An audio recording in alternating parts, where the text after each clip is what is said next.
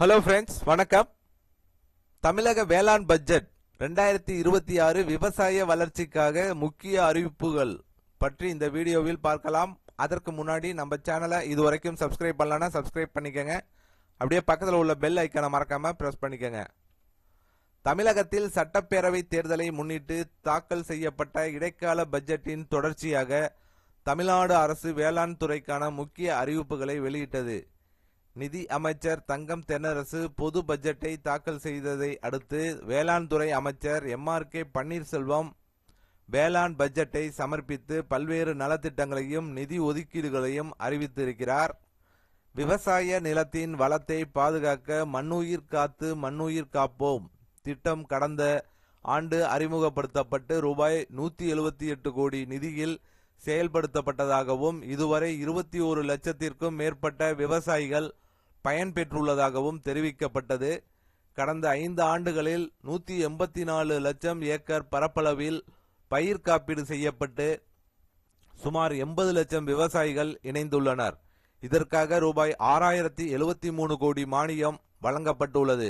மேலும் மாநிலத்தின் தனித்துவமான விளைபொருட்களுக்கு புவிசார் குறியீடு பெற முயற்சிகள் மேற்கொள்ளப்பட்டு பல பொருட்கள் அங்கீகாரம் பெற்றுள்ளன. நெல் சாகுபடி மற்றும் உணவு தானிய உற்பத்தி அதிகரிப்பை நோக்கமாக கொண்டு காவேரி டெல்டா பகுதிகளில் குறுவை பருவத்திற்காக மேட்டூர் அணை கால வரையறைப்படி திறக்கப்பட்டதாகவும் ரூபாய் 482 கோடி செலவில் குறுவை சிறப்பு தொகுப்பு திட்டம் செயல்படுத்தப்பட்டு 19.51 லட்சம் விவசாயிகள் பயனடைந்ததாகவும் தெரிவிக்கப்பட்டிருக்கு.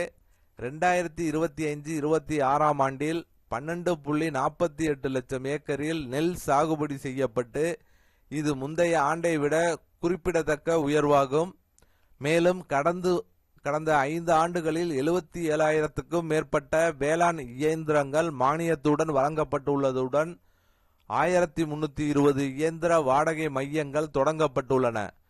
விவசாயிகளுக்கு 2 லட்சம் புதிய இலவச மின்சார இணைப்புகள் வழங்கப்பட்டுள்ளதுடன் மொத்தமாக 23.86 லட்சம் இணைப்புகளுக்கு இலவச மும்முனை மின்சாரம் வழங்க ரூபாய் 33,904 கோடி செலவிடப்பட்டுள்ளது. இதன் மூலம் 3.48 லட்சம் ஏக்கர் நிலங்களுக்கு கூடுதல் பாசன வசதி கிடைத்துள்ளது. காய்கறி மற்றும் பல சாகுபடிக்கும் முக்கியத்துவம் அளிக்கப்பட்டுள்ளது. தக்காளி, வெண்டை, கத்தரி உள்ளிட்ட காய்கறி சாகுபடி பரப்பு விரிவுபடுத்தப்பட்டு ஆயிரக்கணக்கான விவசாயிகள் மானியம் பெற்றுள்ளனர். அதேபோல் மா, பலா, வாழை, கொய்யா, பப்பாளி போன்ற பழங்களின் சாகுபடி பரப்பும் அதிகரிக்கப்பட்டு இதற்கென தனி நிதி ஒதுக்கப்பட்டுள்ளது. கடந்த 5 ஆண்டுகளில் 186 லட்சம் மெட்ரிக் டன் நெல் கொள்முதல் செய்யப்பட்டு ரூபாய் 2118 கோடி ஊக்கத்தொகை வழங்கப்பட்டுள்ளதாகவும் 2020-21 ஆண்டுடன் ஒப்பிடுகையில் அன்ன மற்றும் சாதாரண ரக நெல் வகைகளுக்கு வழங்கப்படும் ஊக்கத்தொகை கணிசமாக உயர்த்தப்பட்டுள்ளதாகவும் அறிவிக்கப்பட்டுள்ளது. மேலும் வேளாண் கல்வியின் தரம் உயர்ந்ததன் விளைவாக தமிழ்நாடு வேளாண்மை பல்கலைக்கழகம் இளங்கலை மாணவர் சேர்க்கை விகிதம் கடந்த சில ஆண்டுகளில் குறிப்பிடத்தக்க அளவில் உயர்ந்துள்ளது. மொத்தத்தில் இந்த வேளாண் பட்ஜெட் நெல் உற்பத்தி உயர்வு, பாசன மேம்பாடு, மானிய உதவி, காப்பீட்டு பாதுகாப்பு மற்றும் வேளாண் கல்வி வளர்ச்சி ஆகிய துறைகளில் கவனம் செலுத்தும் வகையில் வடிவமைக்கப்பட்டுள்ளது. ஸோ வேளாண் பட்ஜெட் சம்பந்தமா இந்த தகவல் ரொம்ப உங்களுக்கு பயனுள்ளதாக இருக்கும்னு நினைக்கிறேன். முக்கியமாக விவசாயிகளுக்கு ஒரு பயனுள்ள தகவலாக இருக்கும்னு நினைக்கிறேன்.